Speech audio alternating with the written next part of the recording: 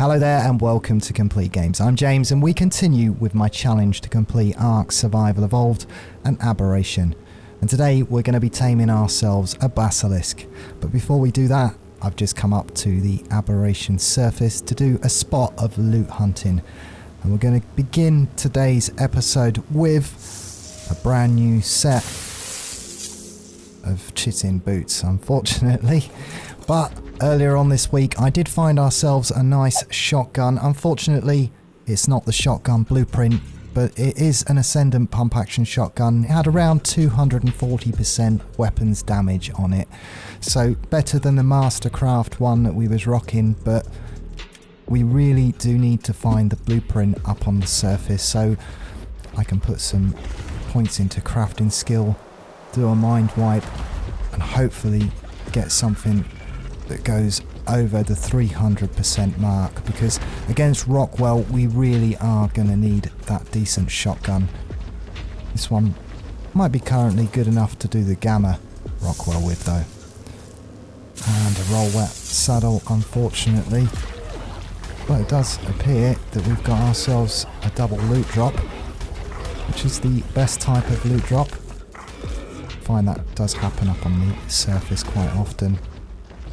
But today we're going to be taming ourselves a basilisk. Now in the portal zone I have spotted a level 140, but as I say, I need to take every opportunity when we do get the 90% knights to come up here and loot on the surface. So I've bought the rock drake eggs, of course, and when it's daytime we'll head out onto the fertile zone. No luck up on the surface, I'm afraid.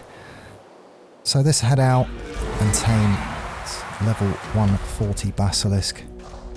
Now it will still be here because of course we're the only ones on this map. But earlier on, of course, we managed to get the elusive alpha basilisk, and I was really worried about that because I know it can be difficult, especially without tech gear. It's hard to spot them, and I think this is it, just here, this one. Hope it is. So I have been killing quite a lot of these, but as you can see, when you're actually on the rock drake, it's really hard to spot them because they can just be in some grassland and it can make them difficult to spot. So you have to be on a different mount or on foot to actually aggro it. Yeah, it looks like the one with the purple stripe. Just check. Yeah, that's the one. So going to show you the easiest way to go and get yourself a basilisk, which of course these creatures are now available on Genesis Part 1 and 2, and they're on the Crystal Isles and the Lost Island as well. So we're just going to go one step extra.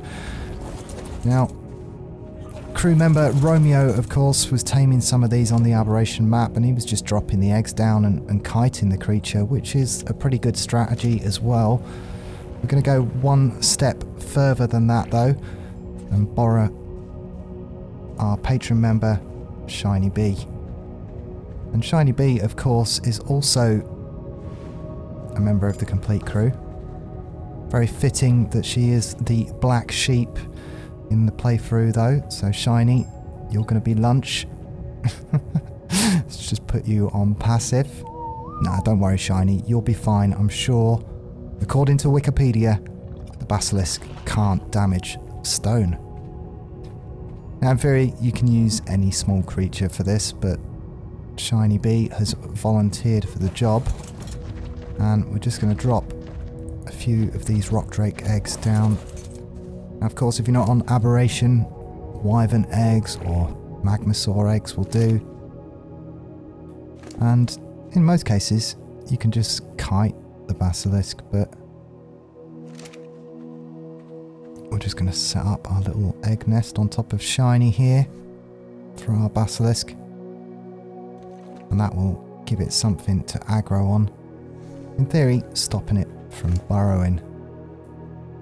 Now taming rates will affect this process.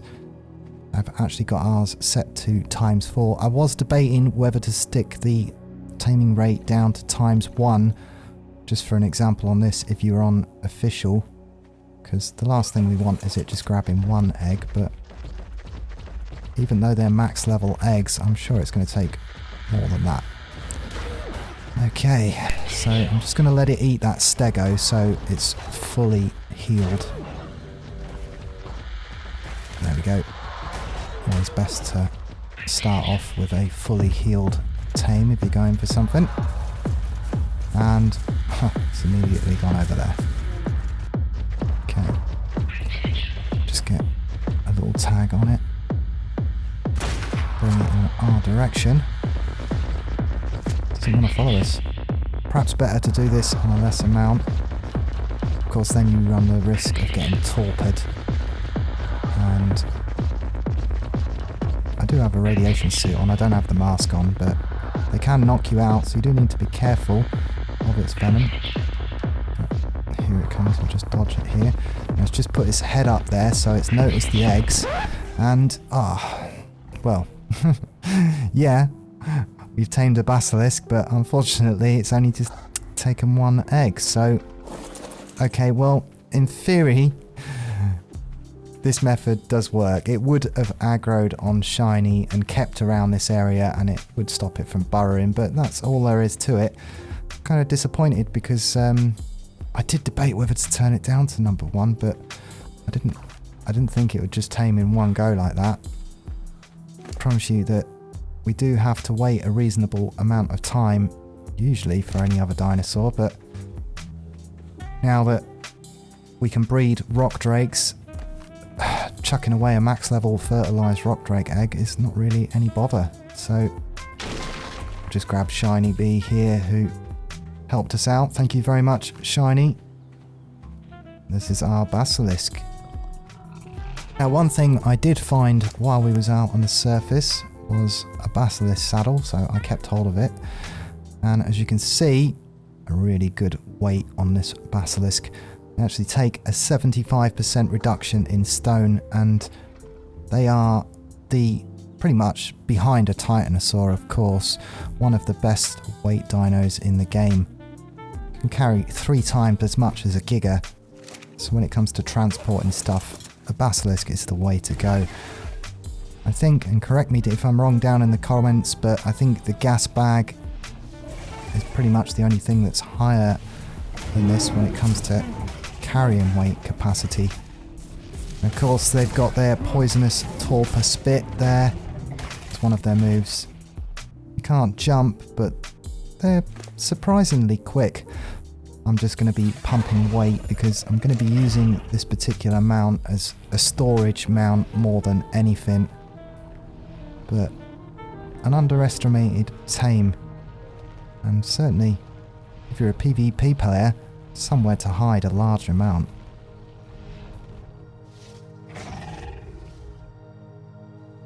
There we go. So yeah, it's just the spacebar button to bury yourself. You can set these creatures to be buried, even underwater, because it doesn't actually have an oxygen bar, so you can bury these underwater amongst some reeds. It would make them very hard to spot. If you're perhaps on a PvP server, you can just stick this out of the way somewhere, and you've got a little secret stash that can protect itself quite well, because with a good saddle, these could protect themselves quite well. But yeah, an underutilized mount, I would say, amongst solo players, but we're going to use it. It saves me having to build vaults around the base, and I'm going to need to stack hide, so it's somewhere where I can stack all of the resources when I come back to base, keep the vaults cleaner. So we'll call this one Dan. Of course, Dan has been a patron member pretty much since the start, and one of my oldest patrons. We're going back round on the names again, but thank you to everybody who supports me on Patreon. And I'll just grab these back before we pod it up. Never know, might need them again. But I'll probably take this down towards the Rockwell arena. It'd be somewhere to stash some of the items that I need in preparation for that fight. I can put ammunition on it and just bury it there. It'll be perfectly safe. And for the time being, it will serve well around the base, somewhere I can just drop off all of this hide, because I hate letting go of hide at any point. I know I'm going to need it for them Megalosaurus saddles. So, while we are on one of the rotations, I'm going to go back out onto the surface and continue with some loot hunting. I am a little disappointed to not be able to show you the fact that it would have aggroed on our square eventually. It would have been fine. Shiny would have been perfectly fine underneath that foundation, and it would have just helped it not burrow underground. But I really think it's one of those mounts, as long as you've got high level fertilized eggs, and of course now we can breed all of these dragons. It's not the same as chucking a high level egg away anymore. And the basilisk is, well, a relatively easy mount to tame. But yeah, day 139. Let's get ourselves out back onto the surface. Well, I want to start heading towards the exit. It's around 4:10, and you can see the sun's coming up. But this is a lot of what I've been doing in the background, loot hunting. Okay. Oh, it's a Megalosaurus saddle, but unfortunately it's not the blueprint that we wanted. Well, it is a Mastercraft one, and it's one less that we'll have to craft. I'll use it. It's 63% damage on the armor, but we'll use it on one of them. It'll certainly save a good 8,000 to 10,000 resources. I think it's hide that we need to craft the saddles. But yeah, it's the actual blueprints that we want more than anything, and I am confident that we'll find what we're looking for eventually. But it's one of them nights where the morning's going to be rolling on to the 50-50, so it's 50% day, 50% night, so I will keep trying to find what we need. Let's just check this last one. Now, of course, I did get the Rock Drake saddle blueprint, and I have got the Rock Drake saddle now, and that was a ridiculous amount of red crystals to gather. Took quite a while to do that, but it's worth it. As you can see, I'm not taking the damage, and we've also got our Reaper in our pocket if we got cornered here, but it's certainly made loot hunting up on the surface a lot easier. That Reaper did actually eat a Seeker during that fight, so it took a little bit more to take it down, but now we've got a decent Drake and you can stack mutations on them. With a decent saddle, it pretty much is quite a comfortable experience farming loot up on the surface once you've got all of those things. But no luck today. At least one saddle is better than nothing. It's one less we're going to have to craft, but as for being able to complete aberration in 100 days, well, due to the way the lunar cycle works, it would be very difficult to speedrun this. Still, let's make our way back to base, and I'll show you where we've got to on the mutations.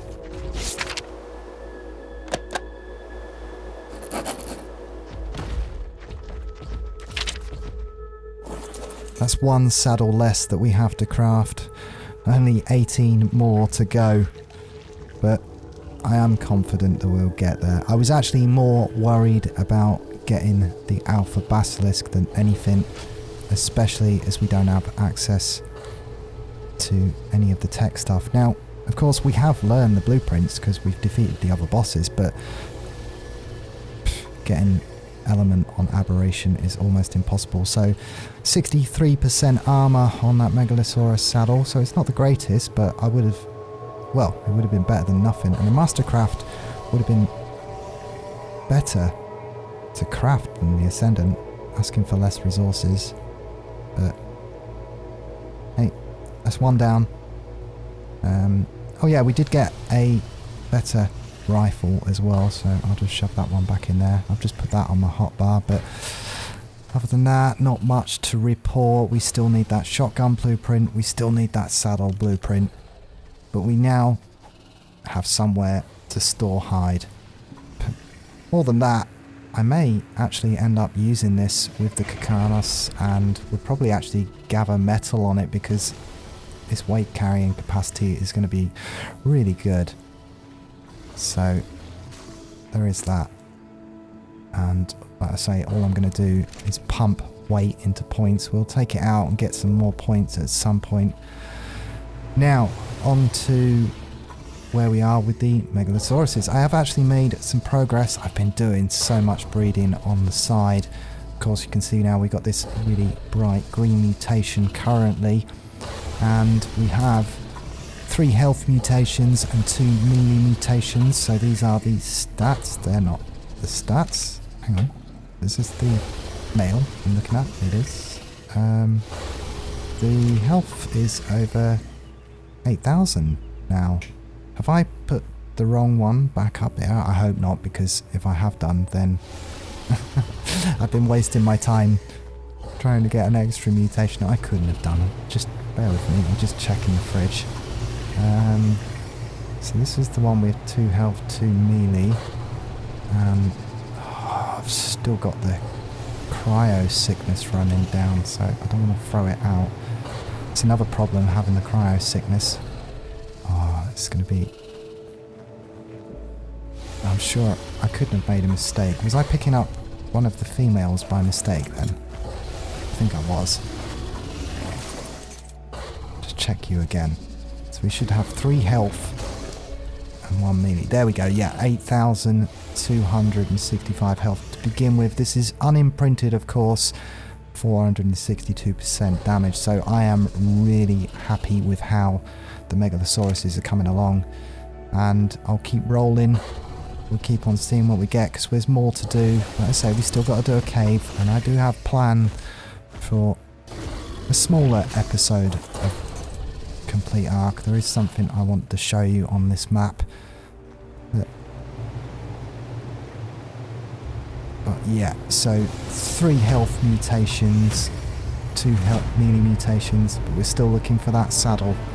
But that is about it. That's everything you need to know to tame the Basilisk. I'm sorry it only took 1 bite, but do trust me, having a small tame and a foundation down will help you out if you are taming one of these creatures. And they are a great carrying mount. But until next time, I'm James from Complete Games, and I'll see ya.